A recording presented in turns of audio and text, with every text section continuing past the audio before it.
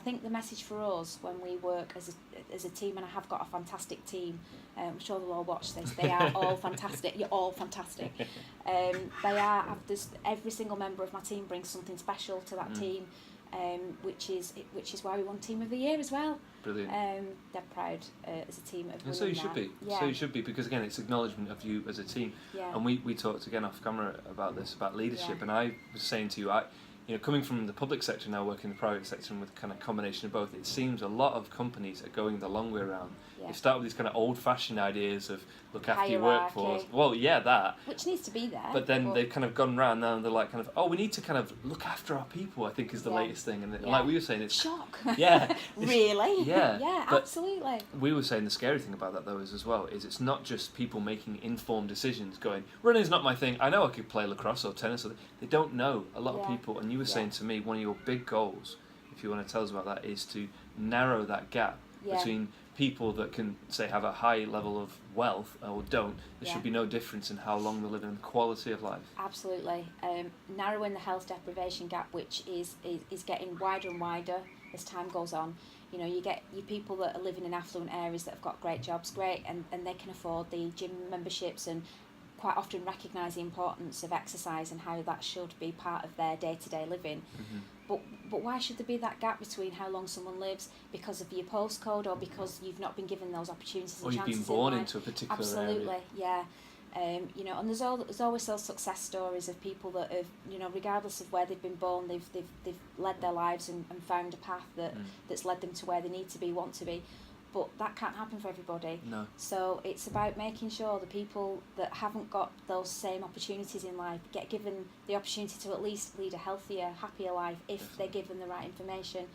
And we talked about this off camera as well, didn't we, about informed choices. If you choose to, lead an unhealthy life and you're doing it knowing that you're making those choices, that's one thing. Yep. It's those people that are, doing those, not making the healthiest choices in life, but are not recognising that they're putting themselves at risk of cancer, heart disease, diabetes, and it's the quality of life as well. When you get to a certain point, if you're there with chronic obstructive pulmonary disease, when it really reduces your ability to be involved in life. Your quality of life is so poor. Absolutely. It's trying to make sure that people are aware of their choices and forward planning. And there's a better choice. There are better choices available. There are better choices, and it's not, we get a lot of. We completely recognise that if you're a mum of 4 and you're in the town centre and they all want something to eat, there's bakeries that'll give you 2 sausage rolls for £1 and you've fed everybody for a couple of quid. And to go and to provide everybody with a really healthy lunch, you're talking 15-20 quid half the time. So there's a financial implication to this, but it's trying to say to people that's okay. There's a balance though. So if that's your choice on a Saturday afternoon when you're in town, fine. Make healthier choices during the week and exactly. Try your best wherever possible. It's even knowing the numbers. Like I say to people, well, if you eat 3 times a day, that's 21 meals a week. Yeah. So if you have one meal that was like that, that's another 20 meals that aren't like that. Yeah, it's how it adds up to the whole picture. Absolutely. So it's not it's not about us preaching to people or judging people or telling them this is what you should be doing and wagging your finger at people and don't do that and do this. It's more, these are the options that you've got. And we're all in it together as well, because we're here as well. You were saying to me, you don't set yourself apart. No. And I definitely don't. We say we're all in this together. We are. And we've got choices and things that we do affect each other. Yeah. And also, I think, like you were saying to me before as well, your health choices will affect other people. Yeah. So I'll give you a perfect example. I'm planning on living for a long time.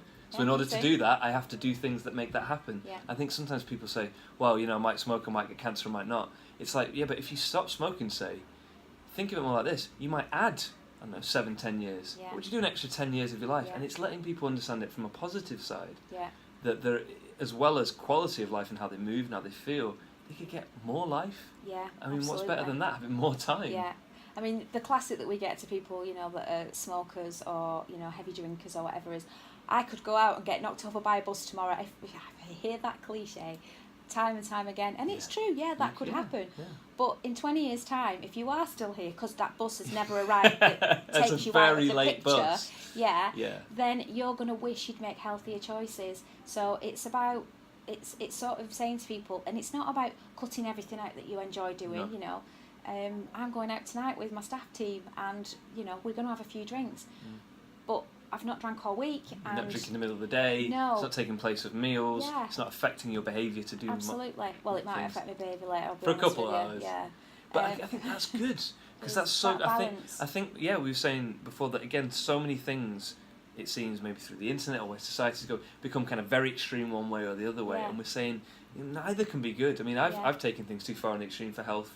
To try a positive thing, I'll do more, I'll exercise more, I'll eat better. You take that too far, just as you can take it the other way. Absolutely. It's more that middle ground, but that middle ground can be a really good space. Of course it can. That's actually where we live most of our life, is in that kind of middle ground, isn't it? And I think what we're trying to say to people as well is, it's, the feeling of well-being that you get from eating a healthier diet. You do feel better, your skin's better, your hair's better, your appearance, you think better, you think clearly, you're Everything able benefits. to problem solve better. There are so many things, so many benefits to eating a healthy diet, to taking extra exercise, that everything improves. For children, it's going to improve their aspirational achievement, their academic achievement. It improves so many things just beyond how you look, and I think we live in a world where everything's about how you look, and it's not just about that. It's about how you feel and your ability to function on a day-to-day basis, to be a great parent, to be a great partner, to be a great friend. All those things require you to be in a great place, and we can't all be in a great place all of the time. No. But the more we do to help ourselves, the more we can do to help others as well. And for me, that's really important. That's why I get up and come to work every day, other than paying my mortgage, obviously. It's about making that difference out in the community and really having a role in improving people's health, well-being, and all of those things that make the world a better place to live in. Absolutely. Well, it's so powerful to hear you say that, and I'd like to publicly acknowledge you and thank you for coming on the show and being a role model for that, because like you just said, you see a picture on the internet or something, a visual, that's nothing. That's the same as those leaflets that don't actually... When you see a real life person, you meet teams like you've got your team in today, working with these children, that has such an impact. When they've done something, it's been fun, they've seen a positive role model, because actually adults are no different, whether it's your boss talking to you, or your wife, or your husband, or your children. We all need to be around people who are doing good things and are happy, and it's as simple as, and if you're one of those people, somebody else is one of those people, you start to get a group of people, don't you? It kind of adds up. Yeah, and it's like anything. If somebody walks in a room and they're positive, it's infectious. The same way as if somebody walks in a room and becomes really negative, that's infectious too. Absolutely. You have to be that person that goes, actually, no, there are choices to be made. I can make this a better situation for my children, or for me, or for my friends, or for my family.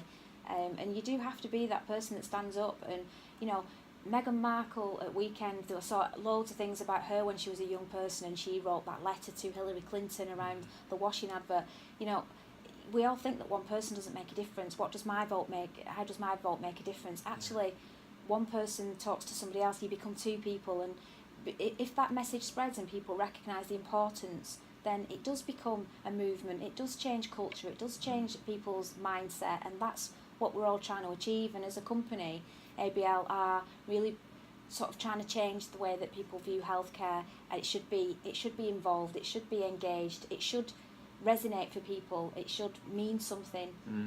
So as a company, that's what we're aiming to achieve, whether it be smoking cessation, because some of our services have different levels to them. For us, we deliver weight management, we deliver exercise, and we do lots of things around work well-being. We deliver things that are, like you've just watched, the Move and Groove in schools. So we're trying to put across engaging activities that are going to improve people's health and well-being. Fantastic. So yeah, it's a big dream, really, isn't it? It is. It's massive. But that's got me. I can publicly label you a health activist, and that's what you need to be. That, and you need to have those things. Like you say, you have those things. You have those aspirations. We were just saying, smoking ban.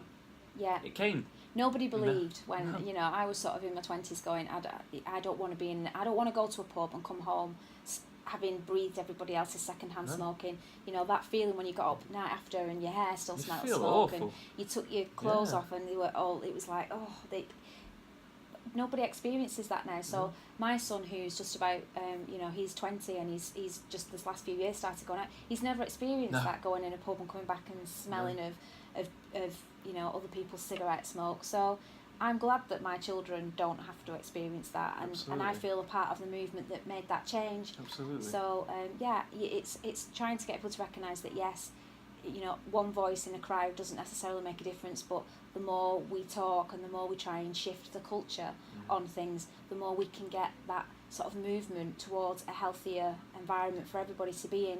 Absolutely. And I wish you the best of luck with it.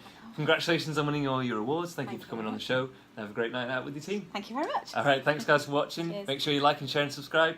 See you later. Cheers.